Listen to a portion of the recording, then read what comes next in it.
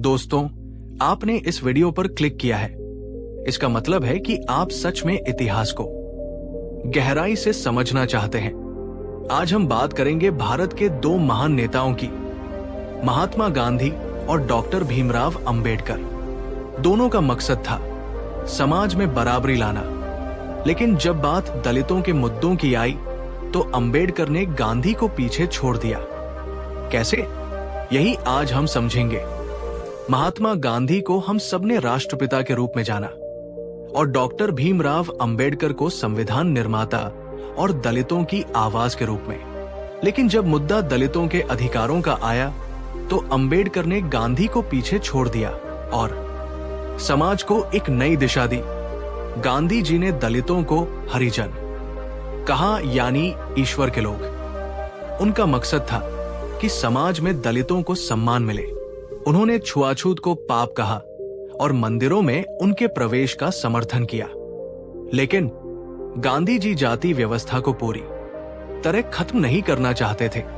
उनका विश्वास था कि हिंदू धर्म के भीतर ही सुधार करके दलितों को बराबरी दी जा सकती है। उनकी सोच भावनात्मक और सुधारवादी थी। जैसे किसी टूटे घर की मरम्मत करना, उसे तोड़कर नया नहीं बनाना। दूसरी तरफ डॉक्टर अंबेडकर का नजरिया बिल्कुल अलग था।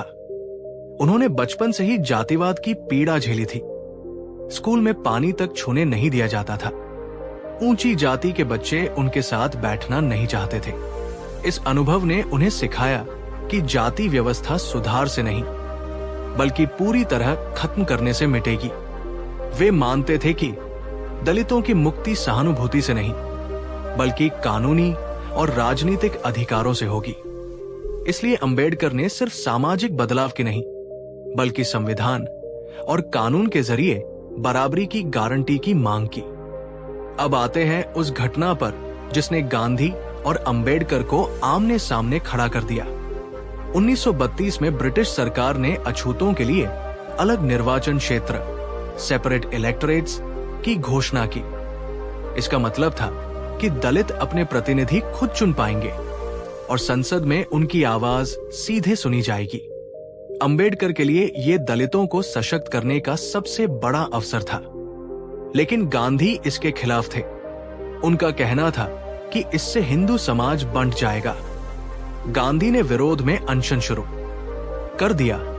पूरे देश में हलचल मच गई। अंततः अंबेडकर पर दबाव पड़ा और पूना पैक्ट पर हस्ताक्षर हुए। इसमें तय हुआ कि अलग निर्वाचन क्षेत्र नहीं होगा, लेकिन दलितों के लिए अधिक आरक्षित सीटें होंगी। हालांकि अंबेडकर को यह समझौता मजबूरी में करना पड़ा, पर उन्होंने ये साफ कर दिया कि दलित किसी की दया पर नहीं बल्कि अपने हक पर जीना चाहते हैं। गांधी जी का फोकस हमेशा सामाजिक सुधार पर रहा, लेकिन अंबेडकर ने इसे आगे बढ़ाकर संवैधानिक अधिकारों तक पहुंचाया। 1947 के बाद जब भारत का संविधान बना तो अंबेडकर ने उसमें छुआछूत को अपराध घोषित किया, समान नागरिक अधिकार दिए, दलितों और पिछड़ों के लिए आरक्षण की व्यवस्था की। यानी जो लड़ाई गांधी सिर्फ नैतिक स्तर पर लड़ रहे थे, उसे अंबेडकर ने कानून और संविधान में बदल दिया। और फिर 1956 में अंबेडकर ने एक ऐसा कदम उठाया जिसने उन्हें दलितों का सच्चा मसीहा बना दिया। उन्होंने लाखों अनुयायियों के साथ बौद्ध धर्म अपना लिया। इस कदम से दलितों को ये एहसास हुआ कि वे किसी भी धर्म और समाज में अपनी पहचान बना सकते हैं। दोस्तों, यही कारण है कि जब बात दलित मुद्दों की आई तो अंबेडकर ने गांधी को पीछे छोड़ दिया। गांधी सुधार की बात कर रहे थे, लेकिन अंबेडकर ने दलितों को कानूनी अधिकार, आत्मसम्मान और नई पहचान दी। अगर आपको ये वीडियो पसंद आया हो तो लाइक कीजिए, चैनल को सब्सक्राइब करना मत भूलिए और कमेंट में बताइए आपके हिसाब से दलितों के लिए सबसे बड़ा बदलाव कौन सा कदम था? पूना पैक्ट, संविधान या धर्मांतरण? जय भीम।